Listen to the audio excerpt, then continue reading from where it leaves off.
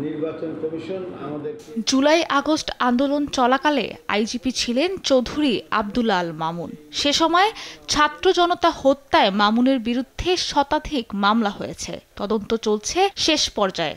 চৌধুরী আব্দুল আল মামুনকে এর আগে একদিন জিজ্ঞাসাবাদ করেছিলেন তদন্ত সংস্থা, কিন্তু তার ব্যবহৃত মোবাইল ফোন ৬ মাসেও উদ্ধার করা যায়নি। জিজ্ঞাসাবাদে মামুন বলেছেন তার মোবাইল ফোনটি হারিয়ে গেছে। আমাদের তদন্ত সংস্থা চেষ্টা করেছে, তার মোবাইল ফোনের ব্যাপারে তাকে আমরা জিজ্ঞাসাবাদ করেছি, মানে আমাদের তদন্ত সংস্থা জিজ্ঞাসাবাদ করেছে। তিনি বলেছেন এই মোবাইল ফোন হারিয়ে গেছে। তার এই বক্তব্য সন্তোষজনক নয়, কারণ তিনি গ্রেপ্তার হওয়ার পূর্বে সেনানিবাসে ছিলেন বলে তিনি জানিয়েছেন। তারপরে তার মোবাইল ফোন থেকে তিনি সোশ্যাল মিডিয়াতে বক্তব্য দিয়েছেন ৫ই আগস্টের পরে। সুতরাং তার এই মোবাইলে গুরুত্বপূর্ণ এভিডেন্স আছে, এটা আমরা আমাদেরকে যে কোনো মূল্যে পেতে হবে। এদিন তৃতীয়বারের মতো ট্রাইব্যুনালে আনা হয় পুলিশের সাবেক আরও ৮ কর্মকর্তা এবং এনটিএমসির সাবেক মহাপরিচালক জিয়াউল আহসানকে।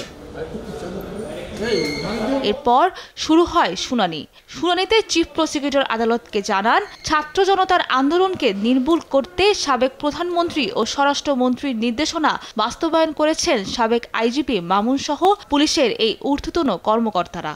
উঠে আসে স্বামীকে ক্রসফায়ারের ভয় দেখিয়ে স্ত্রীকে একাধিকবার ধর্ষণে অভিযুক্ত সাবেক র্যাব কর্মকর্তা আলেপ উদ্দিনের বিষয়টি। পরে আদালত আলেপ উদ্দিন সহ গুমের মামলায় মহিউদ্দিন ফারুকের বিরুদ্ধে ২৮ মে তদন্ত প্রতিবেদন দাখিলের নির্দেশ দেয়। এডিশনাল এসপি মহিউদ্দিন ফারুকি, তার মামলাতে আমরা সময় চেয়েছি ৩ মাসের তদন্তের জন্য। ২৮/৫ তারিখে পরবর্তী তারিখ নির্ধারিত হয়েছে।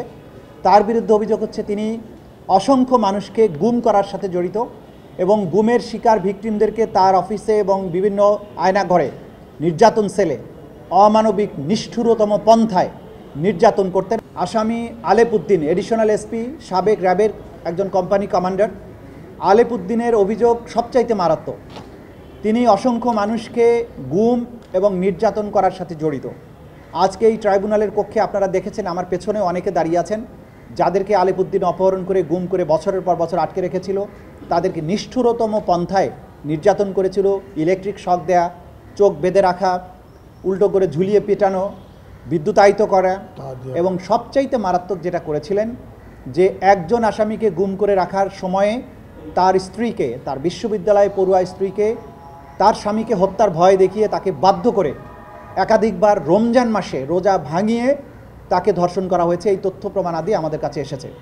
এদিকে জুলাই হত্যাকাণ্ডে মানবতা বিরোধী অপরাধের মামলায় পুলিশের সাবেক আইজিপি চৌধুরী আব্দুল আল মামুন ও সাবেক সেনা কর্মকর্তা জিয়াউল আহসান সহ আইন শৃঙ্খলা বাহিনীর ৮ সদস্যদের বিরুদ্ধে তদন্ত শেষ করতে আরও ২ মাস সময় দিয়ে পরবর্তী শুনানির দিন ২৮ এপ্রিল নির্ধারণ করেছেন ট্রাইব্যুনাল।